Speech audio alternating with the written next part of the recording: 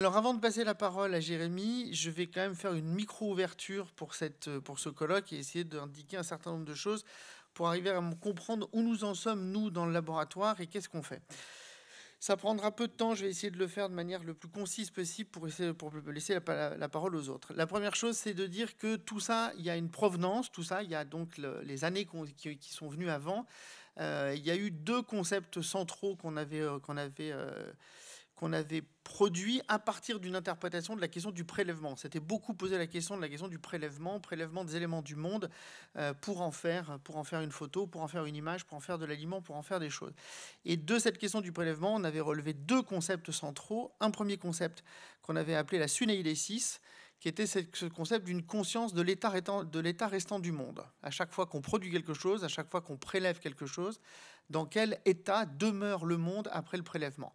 Et de considérer que cette chose n'est pas une conscience qui est réclamée pour ce que nous sommes. Donc voilà, et donc on avait interprété beaucoup les conséquences de ça. Et la deuxième chose sur laquelle nous étions posé des questions, c'était cette question du concept d'amérimna, qu'on retrouve évidemment, les deux concepts sont chez Paul, dans la première épître aux Corinthiens. L'amérimna, qui est une question d'ininquiétude. Cette non-conscience ouvrirait à la possibilité d'une inquiétude et qui ouvrirait à une détermination en fait de la fondation de tout le processus de la consommation tel que nous le connaissons. C'est-à-dire qui ne réclame pas d'inquiétude sur l'état restant du monde. Voilà, ça c'était la première chose. Donc ça, c'est ce qui a été fait les 4 années précédentes. Donc là, maintenant, on ouvre un nouveau processus dont on vient d'entamer presque une première année sur l'interprétation de la consommation, qui avait été croisé avec en partie ce qu'on avait fait aussi l'an dernier sur la question de la hantise, puisque consommer, ingérer, tenter d'assimiler produit chez l'être des formes de hantise. Et donc à partir de ça, on a essayé de produire un certain nombre de problématiques autour de ça et autour d'une théorie des images. Troisième point qu'on a essayé de lever, on a essayé de lever collectivement un double problème, qui est un problème historique et un problème de philosophie, qui consiste à entendre que d'abord, la philosophie ne s'intéresse pas et ne s'est pas intéressée à l'aliment, lui préférant fondamentalement la question de l'élément. Notre hypothèse est de considérer que aliment et élément ont la même étymologie, qu'il s'agit d'un problème de nutrition, et que ces deux choses permettent de nourrir l'être de sorte qu'il puisse exister. Or, la philosophie détermine qu'elle s'intéresse à l'élément, mais à considérer que l'aliment ne relevait pas de sa discipline, ni de son savoir-faire, ni de ce qu'elle pouvait penser. Et donc ça, on trouve ça dès Aristote, à plusieurs endroits, et présupposant que si la philosophie ne s'en occupe pas de l'aliment, puisque la philosophie ne s'occupe que de l'élément et de la pensée élémentaire, qui doit s'en occuper? C'est l'autre grande invention du monde antique, c'est la politique. Donc la question, c'est qu'est-ce qui se passe à partir du moment où la gestion de l'aliment n'est plus pensée par la philosophie, ou n'est pas pensée par la philosophie et pensée par la politique. Bon, avec cette question complexe qui est que la politique, évidemment, elle-même ne s'en est pas occupée, puisqu'elle a laissé la gestion de l'aliment à l'économie, et elle-même s'en est pas occupée. D'où tout l'héritage que nous avons connu jusqu'à aujourd'hui. Et la deuxième chose, c'est de considérer que la philosophie, si la philosophie s'y est pas intéressée, l'art non plus s'y est pas intéressé, et que l'art s'est intéressé à la représentation de l'alimentation sous deux formes uniques.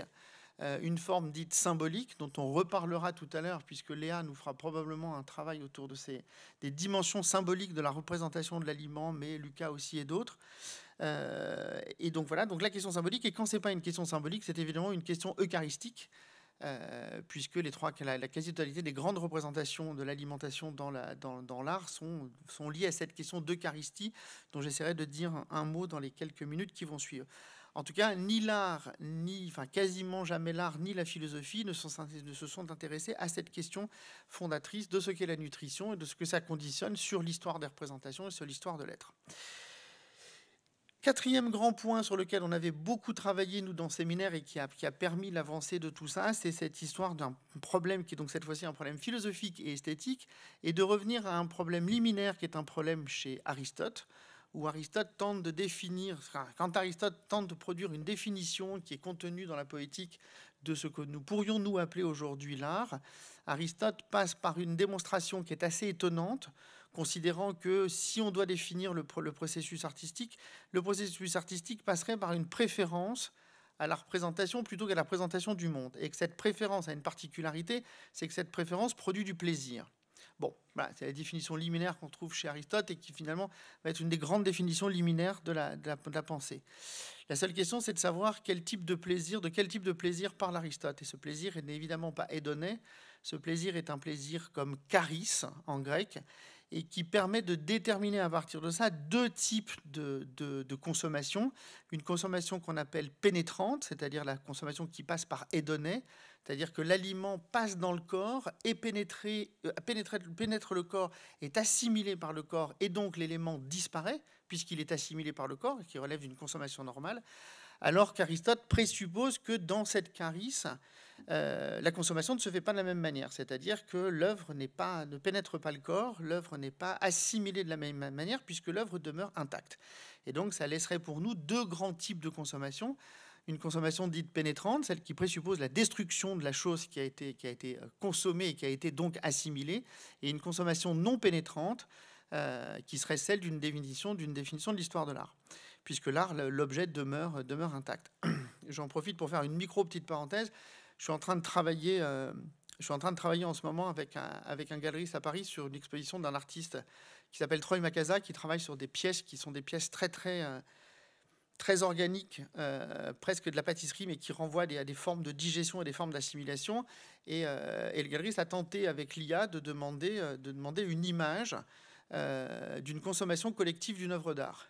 Eh bien, l'IA a répondu, a refusé de produire l'image en disant « ça n'est pas dans mon truc, c'est impossible pour moi de vous me faire une image où on consomme une œuvre d'art. Ça ne rentre pas dans mes prérogatives. » Et l'IA a refusé de générer une image à partir de ça, considérant évidemment que la consommation de l'œuvre d'art reste de manière singulière pour nous quelque chose qui ne rentre pas dans ce qui est convoqué de manière politique ou morale à l'intérieur de l'espace de l'art. Donc il y a quelque chose de très très profond sur cette question-là, qui est cette distinction très très étrange, dont on reparlera évidemment tout à l'heure sans doute avec Jérémy sur des questions des iconophagies, puisqu'à un moment il s'agira bien de consommer quand même des choses. Mais en tout cas, le premier point de départ est donc qu'il y a une rupture de consommation. Quelque part, des choses se consomment, quelque part, des choses se consomment autrement. Et c'est ce que je nomme de manière générale des consommations dites eucharistiques, puisque c'est des consommations où l'on consomme quelque chose qui n'est pas ce qu'elle est, mais on consomme quelque chose d'autre à l'intérieur de ce que ce n'est pas, qui permet d'accéder à une eucharein, c'est-à-dire à une consommation qui serait bien et qui serait correcte et cohérente pour ce que nous sommes. Et donc évidemment, ça va produire une dichotomie très profonde dans l'histoire des représentations et dans l'histoire de la consommation. Et puis donc, cinquième et dernier point, qui est donc l'ouverture de ce que nous tentons de faire en ce moment dans le séminaire et de ce qu'on essaye de faire. Alors, on est à plusieurs endroits. Alors, le premier endroit, évidemment, on se place, parce que c'est un des points moi, qui me fascine depuis toujours, qui est le fragment 7 de la note au laborieux dans le Gai Savoir de Nietzsche.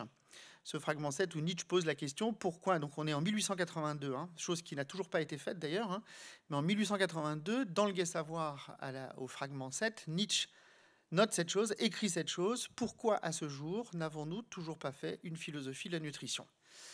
Toute la question qu'on essaye de se poser ici, c'est ça, c'est-à-dire qu'est-ce que c'est que cette nutrition et qu'est-ce qu'elle conditionne sur l'histoire de l'être et sur l'histoire du monde, puisqu'il y a donc forcément des conséquences, puisque se nourrir, et particulièrement la nourriture, pas seulement élémentaire, mais se nourrir de manière alimentaire, produit quelque chose sur le monde et produit une distorsion ou une déformation ou une crise sur l'état général du monde. Donc il a fallu travailler sur cette question de considérer que se nourrir, c'est détruire. Toute la question de l'aliment, toute la question de la relation à l'alimentaire, à la consommation, et donc une acceptation très complexe, ou non-acceptation, en tout cas consciente, de la question de la destruction.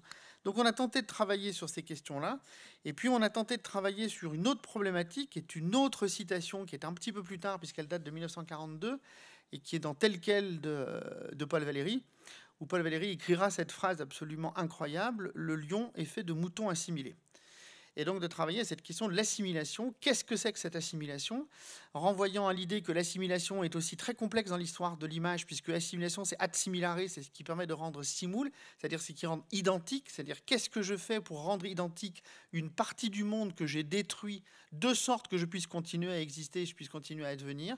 Alors là aussi, c'est toute une partie des théories que défend que défend Jérémie et toutes les choses qu'il montre dans l'ouvrage sur l'iconophagie, puisque l'iconophagie, c'est aussi une manière de tenter d'aller encore un peu plus loin dans l'assimilation des fragments du monde et des parties du monde, en allant jusqu'à la consommation de l'image. Donc on a essayé de travailler sur cette question de l'assimilation. Et puis, troisième élément sur lequel on travaille beaucoup dans le cadre du séminaire, qui est cette fois-ci une citation qui est encore un peu plus tardive, puisqu'elle date de 1992, et elle est issue du livre qui a été l'entretien entre Jean-Luc Nancy et Jacques Derrida, qui s'appelle Point de suspension, et le fameux texte qui s'appelle Il faut bien manger. Et donc on a beaucoup travaillé sur cette question du il faut bien manger. Qu'est-ce que veut dire cette injonction, cet ordre, qui renvoie à l'idée que manger donc relève d'une loi. Il y a une loi dans le manger, puisque sans le manger, il n'y a pas d'existence. Donc la condition d'existence est le manger. Il y a donc une faim, il y a l'être à faim, sans laquelle cette faim, l'être ne peut pas tenir. Donc il faut assumer cette question-là et de considérer de qu'est-ce qu'on fait ce bien manger. Est-ce que ce bien est un adverbe? Est-ce qu'il est un adjectif? Donc on a beaucoup travaillé sur ces questions-là. On s'interroge beaucoup sur toutes ces questions. Et puis on en est arrivé à plusieurs hypothèses à partir de ça. Alors la première hypothèse qui est très récente, puisque ça date des quelques séminaires qu'on vient de faire, la première hypothèse est de considérer qu'il y a une première différence. Alors cette première hypothèse, elle vient parce qu'on a beaucoup travaillé sur deux éléments. On a beaucoup travaillé sur une des fondations de la mythologie grecque qui est Cronos qui dévore ses enfants, et évidemment la peinture de 1818, la peinture de Goya, qui est Cronos, Saturne dévorant l'un de ses enfants dans sa maison en banlieue à la campagne à l'extérieur de Madrid. Et donc à partir de ça, on a creusé sur ces questions-là jusqu'à découvrir en fait qu'il y a, dans la pensée grecque, il y a deux termes.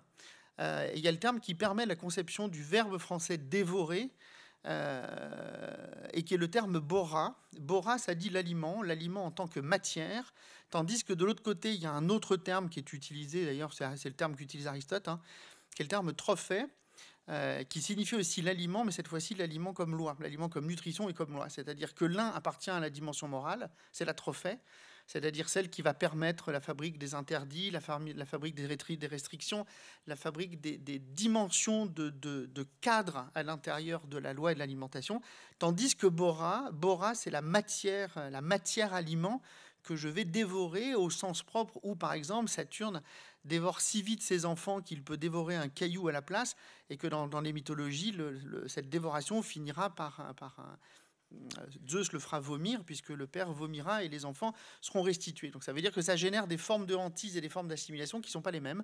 Donc on essaye de travailler aussi beaucoup pour ça, qui nous permettent d'essayer d'interpréter les questions d'image à partir de toutes ces questions-là.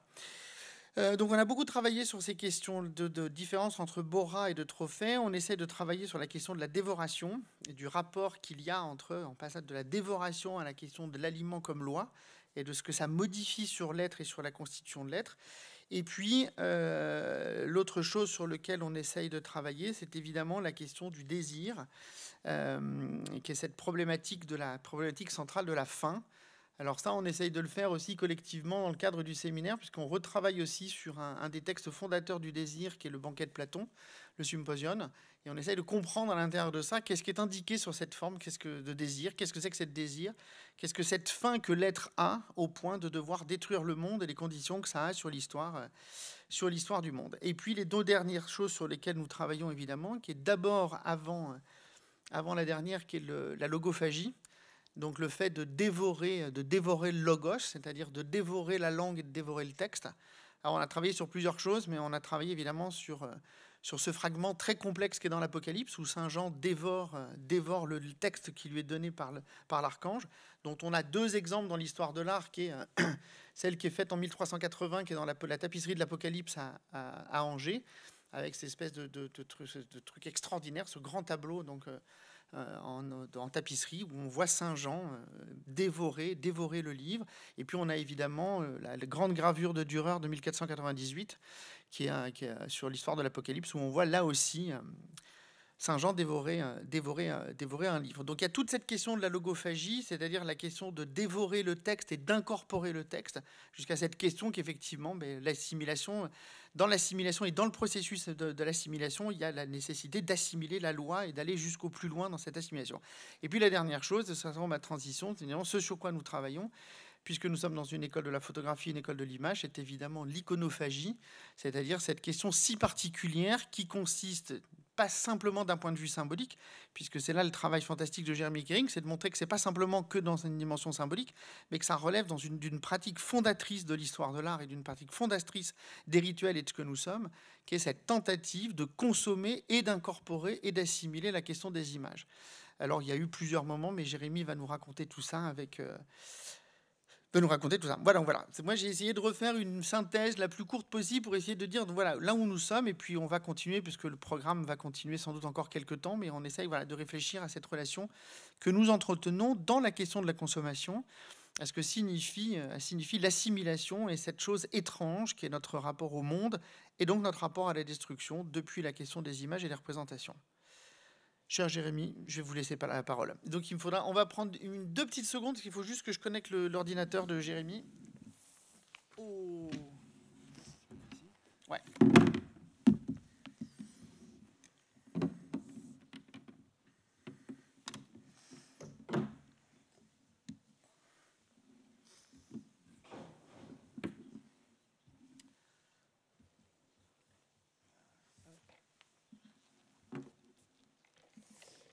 Donc en termes d'organisation, j'ai laissé parce que c'est le truc le plus important, j'ai laissé 1 heure de temps de parole à Jérémy, qui me parlera à la fois de son livre, donc l'iconophage, qui a été publié en 2021 à l'étude. C'est un texte extrêmement important, enfin, moi c'est un texte qui a beaucoup changé l'interpellation et la capacité d'interprétation de ces objets. Et puis je pense qu'après, Jérémy vous parlera probablement d'un projet qu'il a avec le Lucem. Puis ensuite, pause ou pas, on verra selon le temps. En tout cas, après, donc on passera à notre petit génie. Et dans l'ordre de notre petit génie, on commencera par Léa, qui nous présentera une première chose, ensuite Or, qui est là, ensuite Yann, Lucas, Guillaume, Antonin et Antonin. Ah oui, Antonin et Francesco. Et puis après, là, on fera une forme, voilà, c'est soit tout le monde en arama, et puis ce sera ciao, soit alors on prendra encore du temps, et puis on prendra le temps qu'il faudra pour élaborer toutes les questions possibles et inimaginables.